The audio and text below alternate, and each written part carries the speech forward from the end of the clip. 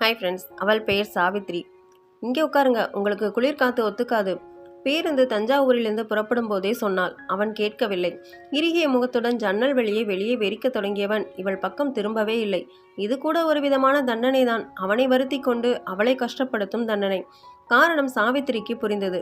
ஆனால் திருமணமான இந்த 1 வருடத்தில் ரகுராமனிடம் சாவித்திரி இப்படிப்பட்ட கோபத்தை பார்த்ததில்லை. பிடிக்கவில்லை என்றால் முகம் சொலிப்பானே தவிர கோபப்பட மாட்டான்.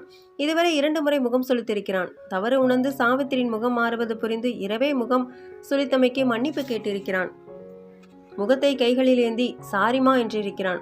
ஆனால் இப்போது செய்த தவறுக்கு, அவள் மேல் பொங்கிய கோபத்துக்கு மன்னிப்பு கேட்பானா? மாட்டான் என்றே தோன்றியது. சாவித்திரிக்கு கல்யாணத்தில் கலந்து கொள்ள அவ்வளவாக விருப்பமில்லை. அவள் வரவேண்டிய அவசியமும் இல்லை. தூரத்துறவு வந்தது ஜாலிக்காக, மகிழ்ச்சிக்காக. விரையும் பேருந்தில் நெருக்கமாக கணவனோடு அமர்ந்து அவன் கைகளை பற்றி கொண்டு தோளில் முகம் சாய்ந்து கிசுகிசுப்பாய் பேசுவதற்காக, அவன் அடிக்கும் ஜோக்குகளுக்கு சிரிப்பதற்காக.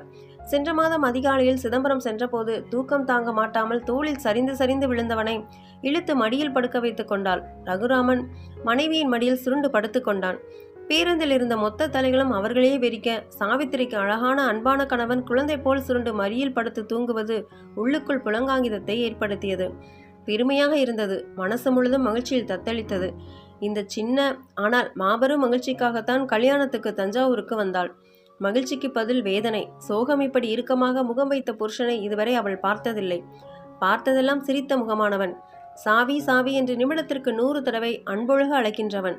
அம்சமாக வாய்த்துவிட்ட கணவனை நினைத்து சந்தோஷப்பட்டு அம்மாவிடமும் தங்கையிடமும் புருஷனின் பெருமையை, குடித்தனம் நடத்தும் அழகை சொல்லி மாய்ந்து தோழி உமாவுக்கு விளக்கமாய் கடிதம் எழுதி, என் கண்ணே பட்டுவிட்டதோ, என் திருஷ்டியே என் சந்தோஷத்திற்கு இடையூறாகி விட்டதோ, அவ்வளவுதானா, இனி என்னோடு பேச மாட்டாரா, இருவருக்கும் இடையில் இடைவெளி விழுந்து விடுமோ? சாவித்திரிக்கு அழுகை பொங்கியது.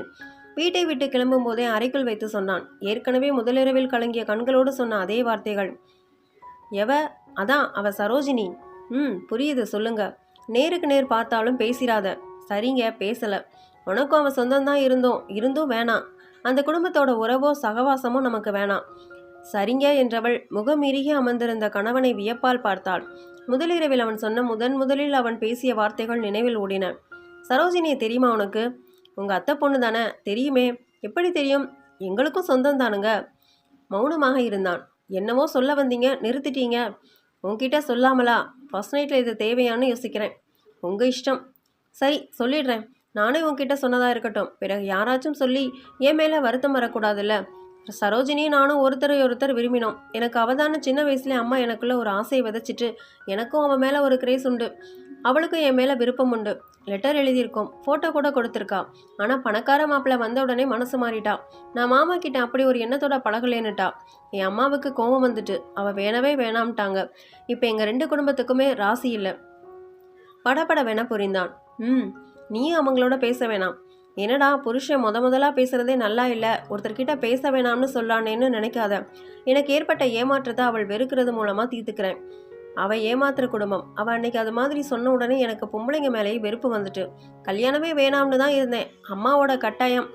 சொல்லி முடித்தவனை பார்த்தபோது அவன் கண்கள் கலங்கியிருந்ததை கவனித்தாள். அவன் சொன்னபடிதான் இருந்தாள். ஆனால் இன்று பேச வேண்டிய கட்டாயம், சொல்லியே ஆக வேண்டிய சூழ்நிலை. இதை சொல்லாவிட்டால் எப்படி? ரகுராமன் கண்களில் படாமல் பேசிவிடலாம் என்று நினைத்துத்தான் சாப்பிட போகும் வழியில் வைத்து பேசினாள். 2 வார்த்தை. ஆனாலும் சாப்பிட்டு திரும்பி ரகுராமன் அந்த வினாடியில அவளை கடக்க வேண்டும். எரித்து விடுவது போல் அவளை பார்த்த போதே திடுக்கென்று இருந்தது. ஐயையோ என்று மனசு பதறிற்று. மண்டபத்தை விட்டு கிளம்பும்போது கோபமாக இருக்கிறான் என்று தெளிவாக புரிந்துவிட்டது. பஸ்ஸிலிருந்து இறங்கி ஆட்டோ பிடித்து வீட்டுக்கு திரும்பும் போதும் ரகுராமன் அவளிடம் ஒரு வார்த்தை பேசவில்லை. வீட்டுக்குள் நுழைந்ததும் படாரென அரைக்கதவை அரைந்து சாத்தினான். சாரிங்க. சாவித்திரி வற்றி போன தொண்டையில் வார்த்தை வராமல் விழுங்கினாள். என்ன பேசுனேன்னு சாவித்திரி குழைந்த குரலில் கணவனை சமாதானப்படுத்தும் நோக்கில் பேசினாள்.